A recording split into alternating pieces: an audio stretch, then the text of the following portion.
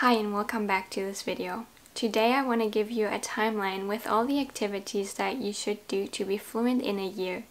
Before we jump into that timeline though, I think it is important to talk about the expectations that you should have coming into this, as well as the level of fluency that I'm going to talk about in this video. I've mentioned this in so many other videos before, but language learning is something that takes a lot of time, and I'll be honest with you, I don't think anything under a year is reasonable to even aim for because you'll probably just end up burning out. And even a year is a huge goal and very unlikely for most people to reach. But I think there is a world in which within 1 year you can be at least somewhat functional in a language. And that brings me to the next point, namely the level of fluency that I'm going to talk about in this video. Unless you're Swedish and trying to learn Norwegian, for example, a language that is super close, I would not expect super high levels of fluency within a year. I think having that kind of really high expectations of yourself will lead to disappointment ultimately. So I think what we should be aiming for here is a type of functionality that makes you useful in a daily life. To me, that level of basic functional fluency would start at a point where you can have a somewhat vivid back and forth with another person, even if your responses are rather short and you have to ask a lot of questions, you have to ask for clarifications. I think that as long as there is at least some kind of exchange going on in the conversation, that is a level that can definitely be reached within a year. On top of that, and I think this is kind of implied when you have a back and forth in a conversation, you obviously also have to understand what the other person is saying for you to be able to respond. And I'm not talking about having a perfect comprehension because that is literally impossible, but I'm talking about more of a you can generally understand what they're saying.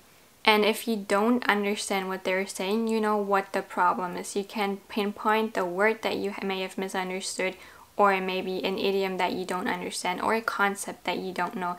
But having that self-awareness of not understanding where you don't understand something. This obviously also transfers to TV shows, news, and so on, where you're not expected to understand every single thing, but rather you should understand the key information. Maybe if they have a little infograph on the screen, you should understand what that graph is about, and so on. And then for reading, I think a similar thing applies, where if you were to read a website or a book or a flyer, you should understand the key information, you should understand what this is about. So that is the definition of fluency that I'm gonna work with in this video. I know that this level is really low and that some people wouldn't even consider this fluency, but I think it is a good level where you start being functional in the language. Okay, with that definition in mind, here is the timeline and all the activities, what you should do during that year and at what point in the year to be at this level of functionality that we just talked about. Okay, the first thing that you should do, and honestly this is something I would recommend anyone do no matter at what stage you're at, if you want to take things really slow or if you want to go really fast, you should have a look at the IPA. I don't care if you don't know how the IPA works, learn it. It's gonna help so much, it's gonna make things so much easier. It's not even a thing you have to spend hours and hours on. You just take a look at it, see which sounds are similar to your native language and which sounds may not even be in your native language or other languages that you speak, and then figure out how those sounds are pronounced. I don't think when trying to learn a language in a year there is any point of trying to nail the sounds within that first year, but there's honestly no excuse to completely butcher the language and have a horrible pronunciation when this could be prevented with 2 hours of studying. After you're done with that, it is time to go into Anki or any other flashcard app of your choice, memorize, Quizlet, whatever else there is out there, and get words. Words are what are gonna be the determining factor in whether you can actually be fluent or not, because if you don't have any words, you can't say anything.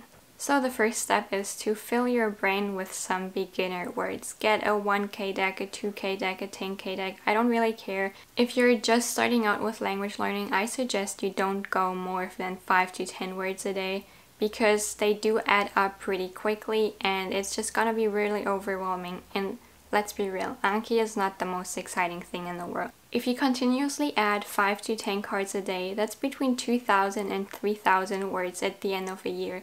That might not sound like a lot, but learning the grammar and knowing how conjugations work are going to give you a lot more words and a lot more accessibility to more ways of phrasing things. Obviously, we're not going to stop there. Learning a word through flashcards is a really good first step, but it should not be the ultimate step. And I'm going to get back to that in a second, but before that, let's talk a little bit about grammar. While grammar is really important for languages, I don't think it should be the #1 main focus and main priority when trying to be fluent in a year.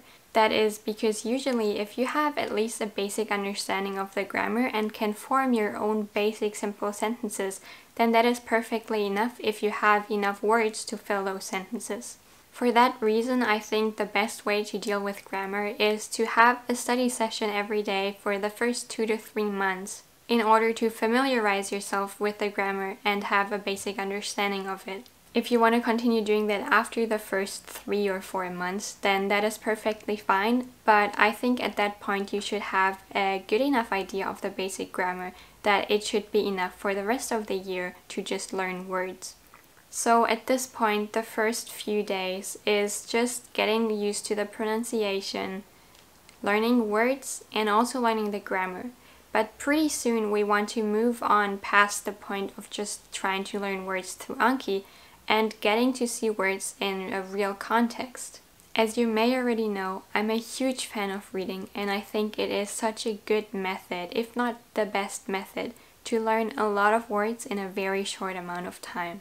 That is why, as a next step, I would suggest getting started with graded readers. I think graded readers are a genius invention. They help you get in touch with the language from the very beginning. As soon as you learn your first few words, you can get started with these graded readers and start learning in a more fun way. They'll help reinforce what you already seen in Anki, and they will help you learn new words that are really accessible to you because you're not overwhelmed by too much new information at once. At the same time, you get to see grammar structures that you might have already learned or will learn in the very near future. Ideally, you want to get started with them within the first month so that not everything that you do is just Anki and grammar studies. It will be really difficult in the beginning, but having a digital copy and a pop-up dictionary to look up any words that you don't know about is really helpful. Once you get started with reading, I think that is the #1 most important habit to keep up during the year. Just because it is going to help you so much with learning new words, understanding the grammar, and getting a better feel for how the language works. Obviously, the graded readers are only the first step into the reading habit, so once you feel that graded readers are just a tad too easy, you should move on to easy books, easy novels, easy news websites, or whatever you can find that can get you past that point of graded readers. It is really important to keep in mind that while you read the graded readers, it is perfectly fine to have a somewhat low understanding. But once you move on from the graded readers to real material, you should see that there's no more than 5 words every single page that you don't know. If every single page has 10, 15, 20 new words that you don't know, you should move back to graded readers or a book that is easier for you to read. Obviously, if you want to be fluent and you want to have a conversation with someone, you need to understand what they are saying, and we can't really train that if we don't train our comprehension. I think building a listening habit is a really good idea as well, but I don't think the majority of your time should be spent on listening. Ideally, what you want to do is find graded listening videos, so videos that use slightly simplified, slightly easier language, and that may use emojis or drawings to help you understand what is going on, rather than just watching a random show that you don't really understand. During your listening practice time, it is really important that you pay really close attention to what you're listening to and aren't doing any of that passive listening where your attention is really divided between other things and you can barely notice what is going on in whatever video you're watching. I think 20 to 30 minutes is a good amount to aim at, especially when you're just starting out and you don't really have that much of an attention span. Any more than 20 to 30 minutes a day, and you're better off just putting more time into reading things. As a beginner, it is perfectly normal that your attention will drift off because obviously you don't understand a whole lot. But if you do notice that you're somehow drifting off, you're zoning out and not really paying attention anymore, refocus your attention to whatever is going on in the video right now. If you continue doing these things, especially the reading, for the first 6 to 9 months, you should then be at a point where you have at least a basic understanding of what is going on. At that point, your vocabulary should also be decently sized, and your grammar understanding, at least of the basic grammar, should be solidified enough. Okay, so 9 months into learning a new language, you've done your daily reading, you've done your daily listening, you're still doing your Anki, and your grammar studies are also progressing decently well. Up until this point, we've learned how to understand the language, how to understand what is being said to us and what is being written. But to be considered fluent, we also have to practice it the other way around, to say things ourselves, to make ourselves understood. So from this point on, we will now, on top of doing our daily listening, reading and Anki, be a little more focused on speaking the language. First, we want to go back to some of the basic grammar patterns and actually drill them in a way that we can actively recall what they are. Your grammar studies up until this point were very focused on understanding the language as it is in front of you. But to be able to speak, we need to be able to actively recall how to form sentences, how to conjugate verbs. And that can be done best through learning how the grammar works actively. So sit down and do things like conjugation exercises, sentence building exercises, preposition exercises, and so on, things that make you have to use the grammar. Take some areas of your life that are important to you that are likely to come up in a conversation and learn about these topics, learn the vocabulary and the grammar related to these topics. Really common questions that you might get no matter the language that you're trying to study are things such as why you are learning the language or how you are learning the language. But of course, you should also learn about things that describe your hobbies, your family, the place where you come from. Travel is also always a pretty good topic to talk about, food of the country, and then really anything that you're interested in that you want to be able to talk about. Obviously, 3 months is not enough to learn about all the different things that you want to talk about. But pick a few that are really important to you that you think are definitely going to come up or you definitely want to talk about. And then it can also be really helpful to just learn some phrases by heart. That can be any phrases related to asking things. How do I do X? Where is X? And then just fill the gaps with different nouns. But it can also be conversation fillers such as sorry, what did you say, what does that mean, can you repeat that? Things that will make conversation easier on you. Obviously, since you want to have a conversation and not just talk about yourself, you might also want to learn some questions that you can ask the other person. Let's say you're interested in movies. You could learn the phrase, have you ever heard of, or do you know, and then fill in the blank with whatever movie or whatever subject you want to talk about. Generally, it is really helpful in conversation to have these phrases to fall back on because sometimes our brains just don't want to process the language fast enough, and then you try to come up with a sentence that might be a little too complex and you don't really know how to continue the conversation.